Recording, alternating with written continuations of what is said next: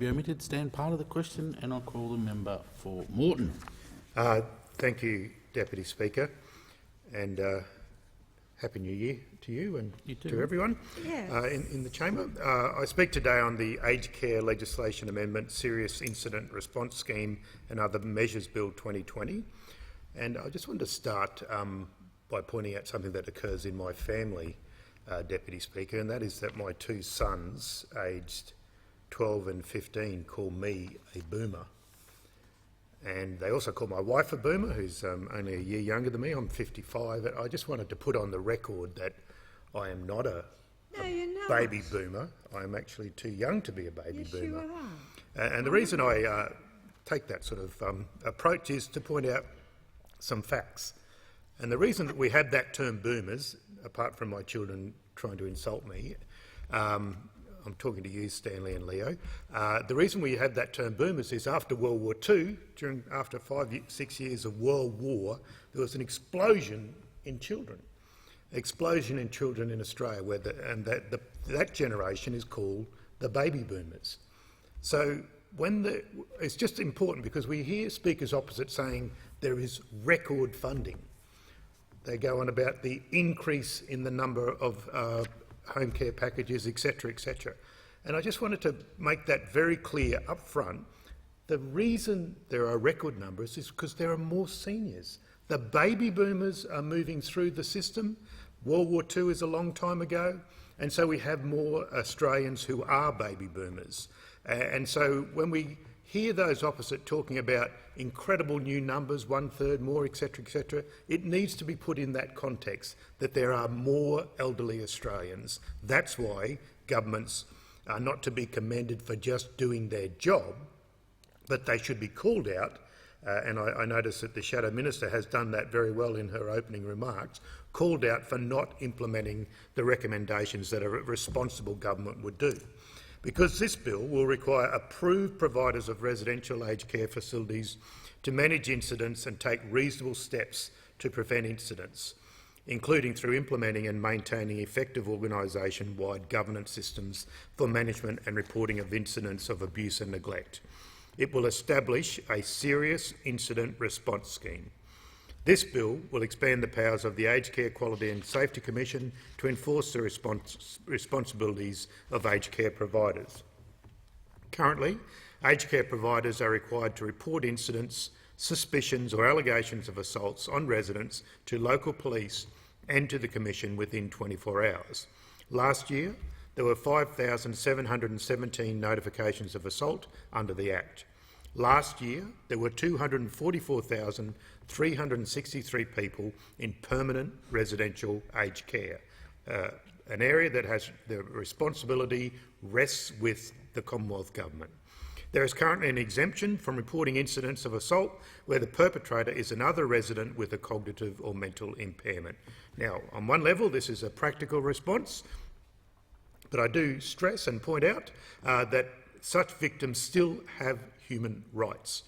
In 2019, KPMG completed a study commissioned by the Department of Health that estimated that in a year there were more than 50,000 residents on resident assaults or incidents occurring that were not being reported. I stress not being reported. As I said, they should go to the Commission, they notify the Commission and the local police. So even before the KPMG study was completed, we knew there was a problem in aged care facilities. Former Attorney General George Brandis recently visited Australia, but in his time as Attorney General commissioned the ALRC report to inquire and report on existing laws to prevent elder abuse. The ALRC handed down its report in May 2017. May 2017. The ALRC report from May 2017 recommended a serious incident response scheme that would require reporting of an expanded list of incidents and be monitored by an independent oversight body. The terrible abuse uncovered at the Oakden nursing home in South Australia shocked the nation. A review of the nursing home by the state's chief psychiatrist was described as a deeply troubling report.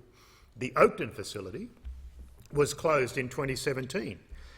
So there are some knee-jerk reactions that I've noticed from those opposite that are very quick. Good government, much slower. Any time that there's going to be some image out there in the media, the image will trump the actual carrying out of responsible government. So following the failures identified at the Oakden facility, the Commonwealth Government commissioned the Independent Review of National Aged Care Quality Regulatory Processes, or the Carnell-Patterson Review. Now, I should state, without taking away from the fine work in that report, I think we could easily list 50 inquiries into aged care. Absolutely. Going back not that far, just a decade or so, Member for Barton. Wouldn't take long, where people were investigating people having kerosene baths and the like. We don't have to go that far back, but there's been lots and lots of inquiries looking into aged care, and pretty much, if I can save you reading all 50 of them, they basically say we need to invest more resources in our elderly Australians. But back to the Carnell-Patterson Review, it was completed in October 2017, and the review concluded that the current scheme to report assaults in aged care was not adequate and did not protect aged care residents from abuse and neglect. The Carnell-Patterson Review endorsed the recommendation of the ALRC to establish a serious incident response scheme to be overseen by an independent body, and the House of Representatives Standing Committee on Health, Aged Care and Sport, in their report on the quality of aged care quality of care in aged care facilities, tabled in 2018, noted that the government was considering establishing a serious incident response scheme as recommended by the ALRC. The committee also recommended the exemption for the reporting of resident-on-resident assaults be removed. The Royal Commission into Aged Care Quality and Safety handed its interim report to the Governor-General back in October 2019, and that report, as I'm sure people following this area would know, was simply titled Neglect. The Royal Commission reported that a high incidence of assaults by staff on residents and by residents on other residents and on staff has been brought to their attention. In October 2020, Council assisting the Royal Commission proposed an extensive list of recommendations for aged care reform, including developing a new and expanded serious incident response scheme. The government has known for a long time, at least since 2017, that older, vulnerable Australians in aged care facilities are not being adequately protected from physical abuse and assault. Why has it taken the Morrison government this long to address this serious issue? Not only have the Australian Law Reform Commission, the Independent Carnell-Patterson Review, the House of Representatives Committee and the Royal Commission into Aged Care Quality and Safety all expressed concerns about the safety of residents in aged care facilities, but anyone who has a relative in aged care is very aware that there is a problem. The Royal Commission's interim report referred to evidence presented to them that family members had installed hidden cameras in their relatives' rooms to ensure their safety, only to be horrified at the rough treatment and even assaults that were captured on these hidden cameras. It is inexcusable that this Morrison government has ignored this problem for as long as it has. This is about protecting some of our most vulnerable members of society. Labor identified this as a problem many years ago and has been calling on the government to act. In a speech in February 2018, the Shadow Attorney-General said, and I quote, "A future Labor government would also look at amending the Aged Care Act to provide for a new serious incident response scheme for aged care." In his final submission before the Royal Commission into Aged Care Quality and Safety, Council Assisting Peter Rosen, QC, said, "Many witnesses have explained that they placed their loved ones into residential aged care because they felt that it would be safer for them, or because safety was a concern. It is therefore entirely unacceptable that people in residential aged care face a substantially higher risk of assault than people living in the community. We cannot continue to claim we are a country who protects human rights if we are not protecting our most vulnerable members of society." In a media release in December last year, the Royal Commission into Aged Care Quality and Safety said that they estimate 39.2% of people living in Australian aged care facilities experience elder abuse in the form of neglect, emotional abuse or physical abuse. That's basically 2 in 5. 2 in 5 people in these facilities would experience some form of neglect, emotional abuse or physical abuse. Now, I think that's disgusting. It is neglect, as per the report. The Liberals have been asleep at the wheel for 7 years. They don't care about older Australians in aged care. In his first budget as Treasurer, Treasurer Scott Morrison ripped $1.2 billion from aged care.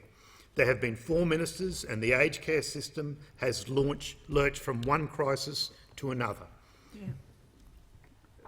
Going back to the kerosene baths and that approach to aged care facilities, back to the disgraced former Speaker, Bronwyn Bishop, this is a horrible legacy.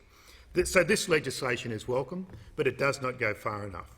It does nothing to protect the 1 million older Australians receiving support or care in their own home. These older Australians are equally at risk of a serious incident occurring. They also deserve to be protected by this scheme. Apart from that oversight, I do welcome this legislation, but it is shameful that it has taken so long for this Morrison government to put this legislation before the Parliament. As I said, this legislation has been called for since the middle of 2017. How many older Australians have been subjected to abuse during that time with no adequate scheme in place to protect them? There is no excuse for not acting sooner to protect older Australians. The Royal Commission is due to hand down its final report in just a few weeks. There have been 10,144 submissions to the Commission and 6,729 phone calls at last count received by the Commission. Aged care should concern every Australian. Our mothers, our fathers, our brothers, sisters, aunties and uncles, our neighbours, all should be confident that they're receiving proper and dignified care if they require it in an aged care facility. That is not the case on Prime Minister Morrison's watch. I'll be reading the recommendations of the Royal Commission with interest, and I hope that the Morrison government does not take as long to implement those recommendations as it has to implement the legislation currently before the House. So I support this legislation. I support the second reading amendment moved by the Shadow Minister for Senior Australians and Aged Care Services. Yeah.